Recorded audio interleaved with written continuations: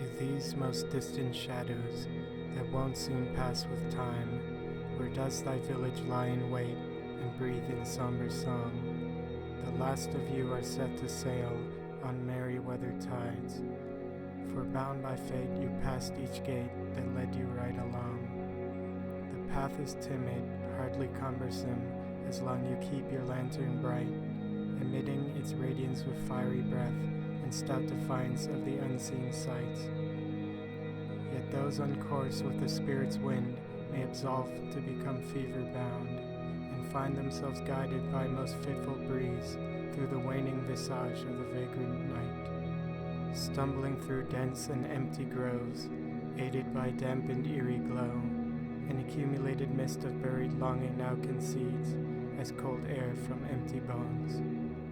Each tree a silent pilgrim, holding steadfast to the ground, dancing hand in hand with the wind, a passing volley of inescapable sound.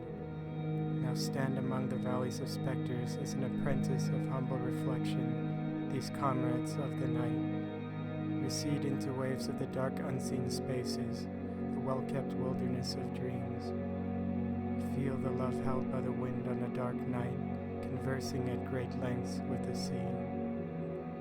A stalwart journey, inescapable and untamed, traveling the ever stream with a forceful retreat, as a fallen body yet remains to be found, a victor among us.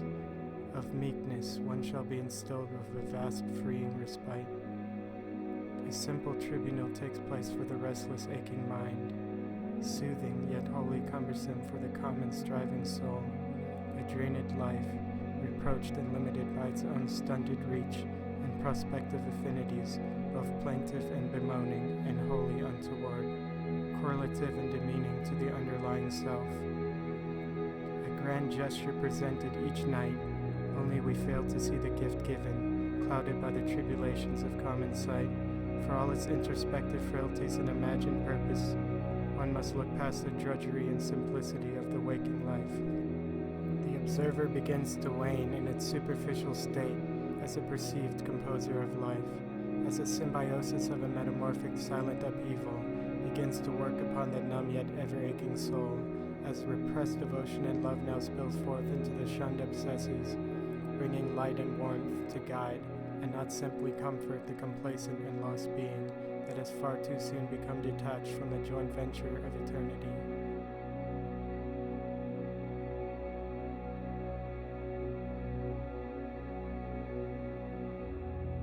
The buried aspect of a phoenix convulses in the limbo of the mind.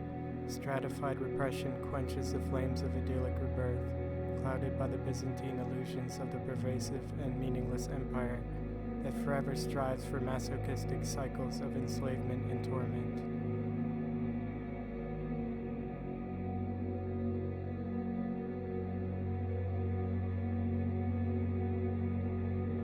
For it was there beyond the heaving grass, where the moonlight leads a valley into an all-encompassing pasture of static-driven skies, through the croaking mist of ravaged soil, where old berries fell and dried, past glades of old husks and thistle pods, awaiting a giant's pensive sigh, where old mushroom fops fast repaired their tops, for the time was almost nigh.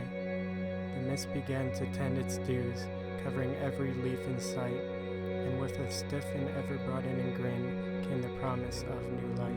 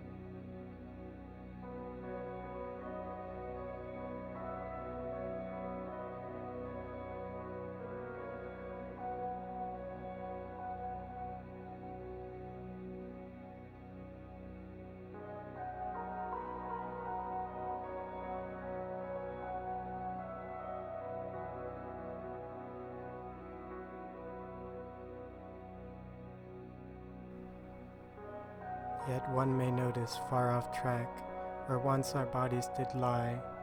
Cross not that bridge with lantern lit, you will miss the point entirely. Remember us as we wish to be, no longer entwined in his particle dream. With the static force of eternal might, we collapse between the seams. We are courageous in our suffering, guiding ourselves along. We depict ourselves in joyous states as living a wondrous song.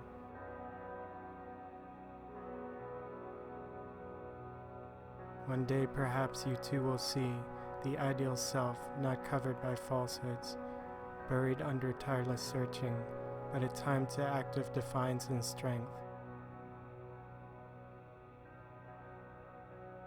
An end to tyranny.